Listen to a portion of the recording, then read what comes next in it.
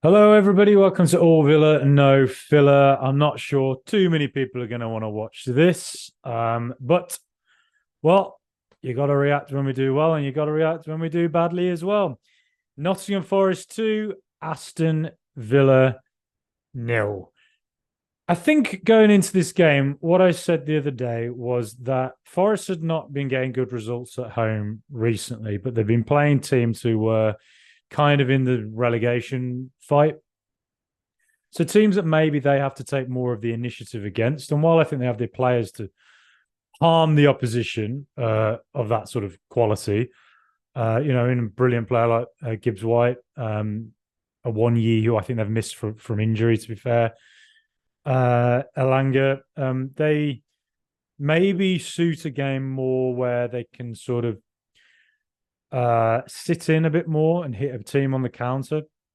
And Aston Villa rocked up today. And I think if you're going to play a team like that, don't concede early, particularly when the crowd is, the City ground, the Forest fans are going to be loud. Just don't concede early and don't, you know, let the crowd get you or anything like that.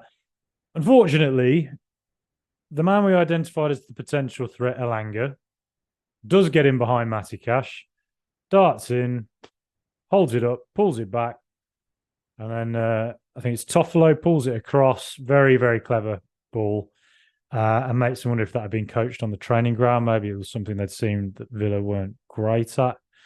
Pulled it back to the edge of the area, and there was Aita to make it 1-0. And to be honest, it was probably a low XG goal, not one you'd always expect him to finish. And then he did it. And as soon as they got that early goal, you just know exactly what the pattern of the game is going to be after that. And it's the perfect sort of, game plan for them. And I think that was their idea from the start, was if they can get an early goal, then they can sit in and just try and keep breaking that high line with Villa. And to be quite frank, we were very lucky not to concede a second, I think, in the first half. The high line worked on a lot of occasions. We did catch them offside a few times, but there were also one or two occasions where we got pulled it very tight. And one occasion where Kamara lost the ball in the first half, that was given a foul by Jared Gillett, and I don't think it was a foul. I think Forest would be very annoyed if they'd scored from that and then it'd been disallowed.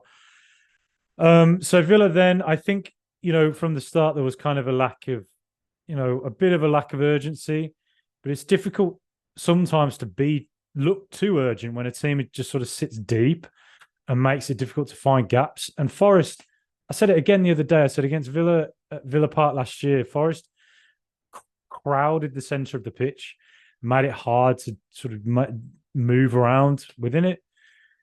And that's what, again, I think they did today pretty well. But there were a lot of occasions in the first half where the ball tended to go out to the left or right to Cash or to Dean. More often it was on the left-hand side where Villa looked like they were going to be a bit more threatening and create something.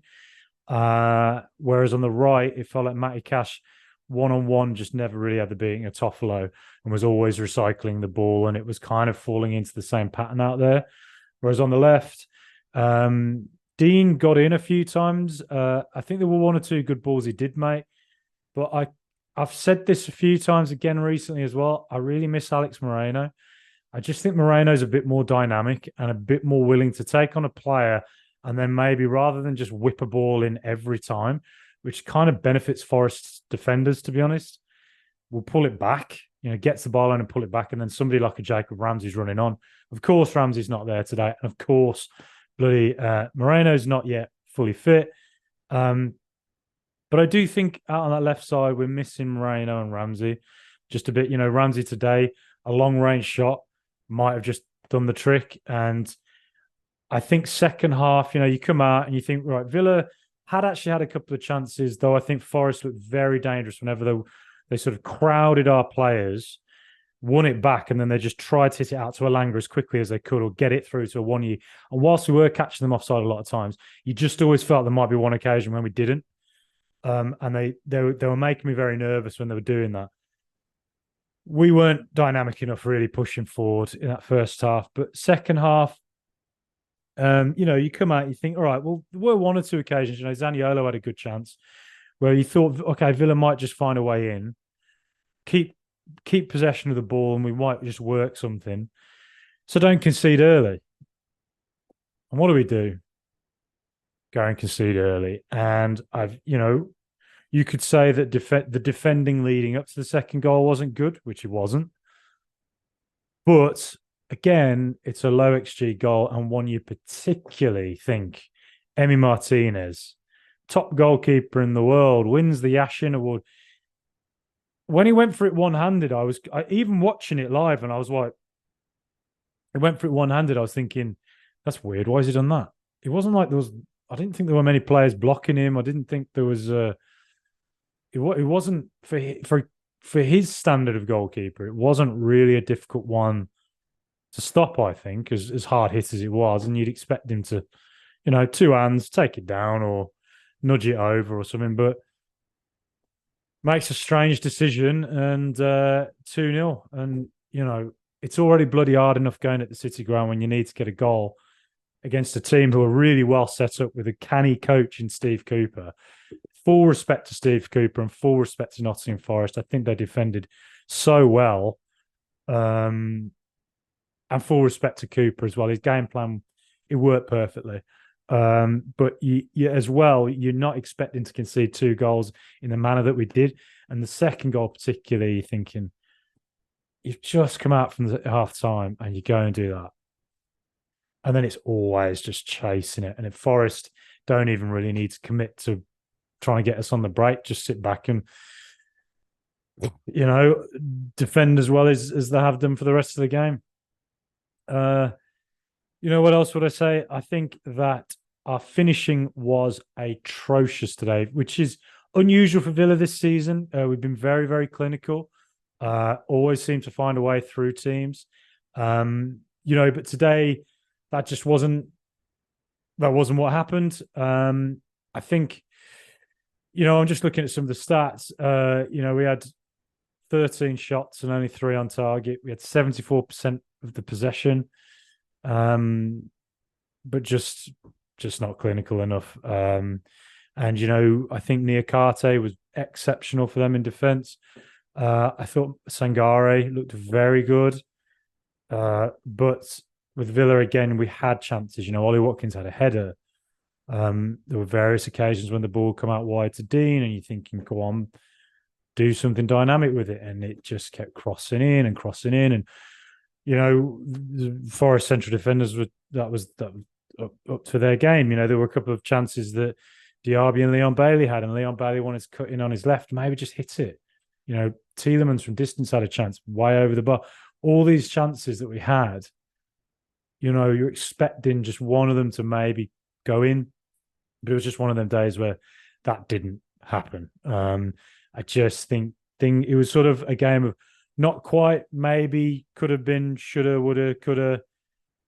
Things just didn't quite fall our way. And there will be other teams that go to Forest this season who will dominate the ball in a way Villa did and really struggle to break through and probably fall to them if they concede early like Villa did. But, if we're competing for the top 6, potentially even Champions League places, how do I think Newcastle are going to get on at Forest? How do I think, United will get on? I still kind of feel with Newcastle and United at the moment, as bad, particularly as United have been to watch. My God, they were terrible against Fulham. They just seem to just have a knack of getting late goals and whatever.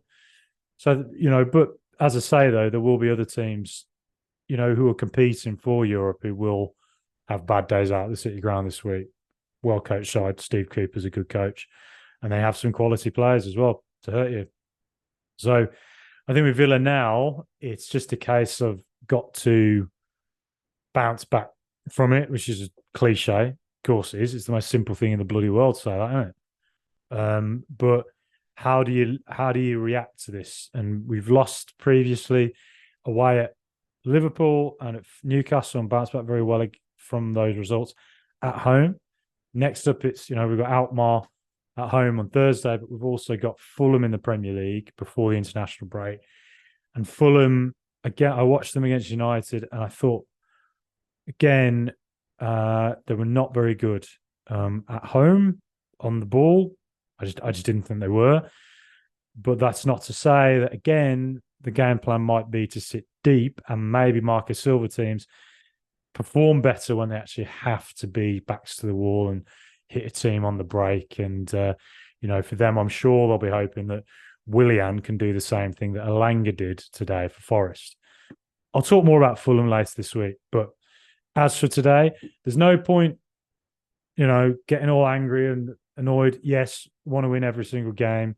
Sometimes it just doesn't come with you. Sometimes Villa will dominate the ball and just not find a way through and concede annoying bloody goals. But, if you want to compete at the highest end, you got to kind of make sure days like that are not very regular. And I'd say if there is a concern, it's probably that away from home now. That's Newcastle was a bad loss. Liverpool away was a bad loss. That Forest loss was not great. That was not good. But like I say, there will be other teams who suffer the consequences at the City Ground. So we move on. We go on. Please like and subscribe. Thank you for listening. I'm amazed if many people watch this today. I know whenever we lose, people don't tend to sort of want to sit and listen to somebody rabbit on about Villa, but that's the way it is. Up the mighty Villa.